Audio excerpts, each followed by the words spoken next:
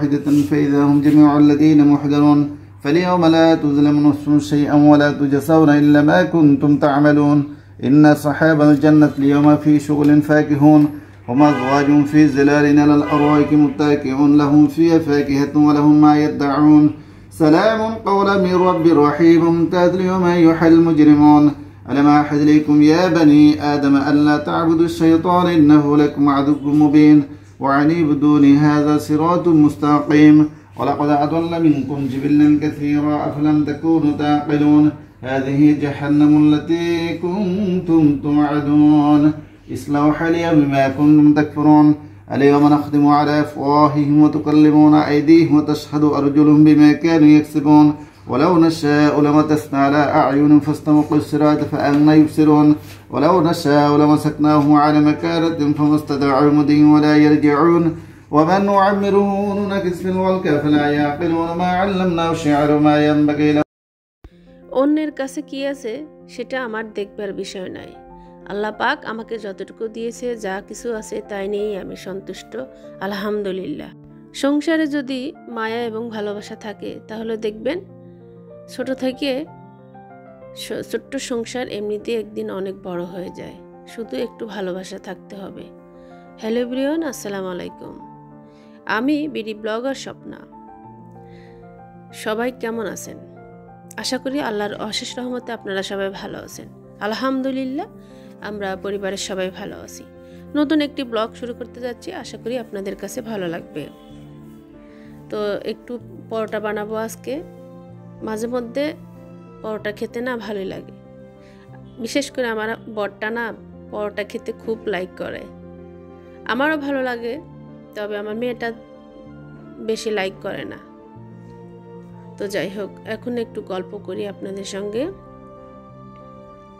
তো আসলে আমি আমার ব্লগটা শুরু করেছি শখের বসে, শখ করেই চ্যানেলটা খুলেছি। এখন খুলে না বিপদে পড়ে গিয়েছি, কারণ চ্যানেল থাকলে তো ভিডিও দিতে হবে, তাই না?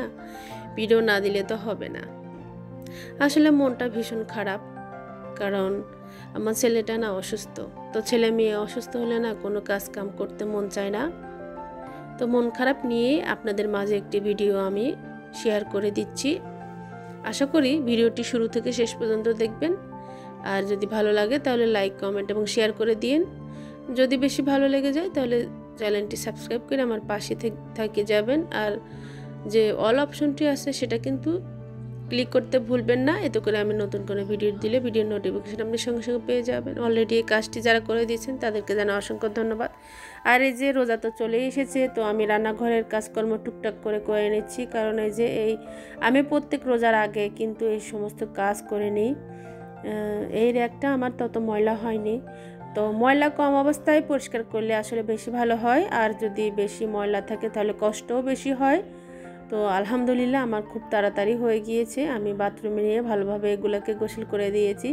এই যে এটাকেও আমি পরিষ্কার করেছি অফ ক্যামেরাতে, এটাও আমি এই যে আরএফএলের এই সেলফটাও আমি করেছি। আর পাশে যে ডিমের খোসাগুলো দেখছেন, এগুলো আমি গাছের জন্য রেখে দিই, প্লিজ আপনারা মনে কিছু নেবেন না। আমার রান্নাঘর যেহেতু একেবারে ছোট, তো আমি এভাবে ম্যানেজ করে রাখি, করার কিছু নাই। যাই হোক, তো এই যে দেখেন আমি কিন্তু আমার পুরো রান্নাঘর ডিপ ক্লিন করে নিয়েছি। শুধু র্যাকের উপরে যে কাপড়টা আছে সেটা চেঞ্জ করে নিই, ওটা ময়লা হয়নি, ওটার নিচে একটা রেক্সিন দেওয়া আছে। আর এই যে দেখেন অফ ক্যামেরাতে আমি আমার এই র্যাকটি কিন্তু আমি পরিষ্কার করে নিয়েছি। আর এই যে এগুলা একটু ভালোভাবে আমি হালকা গরম পানি দিয়ে পরিষ্কার করব। র্যাকের উপরে রেক্সিন রাখলে সুবিধা, র্যাকটা ময়লা কম হয়। দেখছেন কত সহজে আমি আমার র্যাকটা পরিষ্কার করেছি। আর যদি খালি অবস্থায় রাখা হয় তাহলে কিন্তু অনেক ময়লা হয়। আর এই যে যেগুলো লাগে এখানে আমি রেখে দিই, যেমন রান্নার কাজে কিছু চামচ ব্যবহার হয়, তারপরে যে টিপট লাগে, যেগুলো লাগে আমি সেগুলো একটু রেখে দিই। প্রয়োজনীয় জিনিসগুলো হাতের কাছে রাখলে না রান্নাটা খুবই সহজ হয়ে যায়। আমি তো জানি না কে বা কারা আমার ভিডিওটি দেখছেন, আপনাদের কাছে একটা রিকোয়েস্ট যে আমার একটি ইউনিক রেসিপি নামে একটা পেজ আছে, প্লিজ আপনি চাইলে আমার পেজটি ফলো দিবেন। আমিও কিন্তু যারা আমাকে ফলো দিবেন আমি অবশ্য দিয়ে দিব ইনশাল্লাহ। দুটো ডিম ছিল, এটা আজকে খেয়ে নেব। তো এটা না একটু নষ্ট হয়ে গিয়েছে, তো ডিমটা আমি এর ভিতরে রেখে এটা চালিয়ে নিচ্ছি। তো ভালোই লাগছে আসলে। তো আর এই যে স্ট্যান্ডটা এভাবে আমি রেখে দিই এখানে। যে জিনিসগুলো আমার সবসময় প্রয়োজন হয় সেগুলোই করে মানে রেখে দিয়েছি এখানে। আর এই যে উপরে যে একটা মানে আমি যে এখানে গুছিয়েছি সে মানে এদিক দিয়ে কিন্তু অনেক ময়লা হয়েছিল, তেল কাজটা পরে। তো আমি কি করেছি, উপরে যে ঢাকনাগুলো ছিল সেগুলোই আমি একটু ভীম আর তার যে জাল আছে সেটা দিয়ে ভালোভাবে আমি পরিষ্কার করে নিয়েছি। তো এতে করে খুব তাড়াতাড়ি হয়ে গিয়েছে। সেটা আর দেখালাম না, কারণ যদি ওটা দেখাতে যাই তাহলে ব্লগটি কিন্তু অনেক বড় হয়ে যাবে। আর এই র্যাকটা তো এর আগেও আমি শেয়ার করেছিলাম, এই র্যাকটার বয়স কিন্তু অনেক, তারপরও চলে যাচ্ছে। রান্নাঘরে এরকম র্যাক কিন্তু অনেক প্রয়োজনীয় হয়। যে জিনিসগুলো আমি সবসময় ব্যবহার করি সেই জিনিসগুলো একেবারে এখানে রাখা, আর কম ব্যবহার যেগুলো করি সেগুলো এই যে সাইড দিয়ে আমি রেখে দিই। আর আমি যে কাঠের স্ট্যান্ডটা বানিয়েছি সেটা ডিল করে লাগাতে হবে, একটু সময় মানে আমার হাজব্যান্ডের সময় নাই, তো যখন আমি লাগাবো অবশ্যই কিন্তু আপনাদের সঙ্গে শেয়ার করব। আর এই যে আটা ময়দা আমি এভাবে রেখে দিই একদম। আর এই যে এটা কিন্তু আমি রুটি বানানোর পিঁড়াটা আমি এভাবে রাখি, কারণ এভাবে রাখলে হয় কি তেলাপোকা আর মানে ডিস্টার্ব করবে না। এমনিতে আমার বাসায় তেলাপোকা কম, কারণ আমি পাউডারটা মিক্স করে সব সাইডে দিয়ে রাখি। কোনায় কোনায় দিয়ে রাখলে তেলাপোকা মানে ওগুলা খেয়ে মরে থাকে। এটা কিন্তু খুবই ভালো, তেলাপোকা খুব খারাপ জিনিস।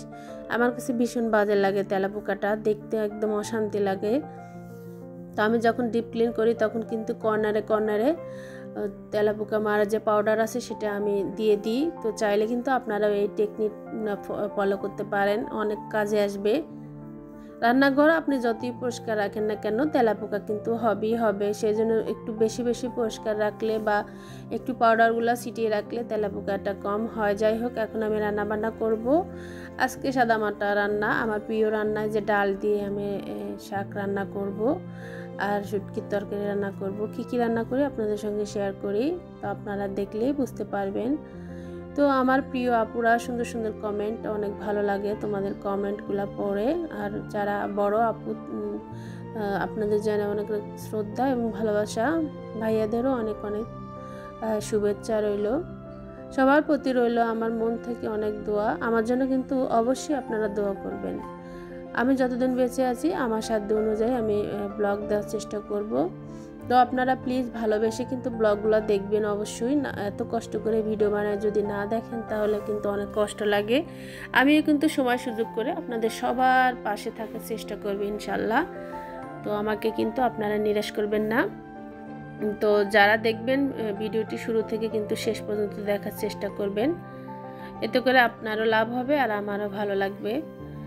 আর প্লিজ যে নতুন পুরাতন যারা নতুন করে দিয়েছেন সাবস্ক্রাইব, তাদেরকে অসংখ্য ধন্যবাদ। যারা নতুন আছেন তারা অবশ্যই কিন্তু আমার চ্যানেলটি সাবস্ক্রাইব করে দিবেন।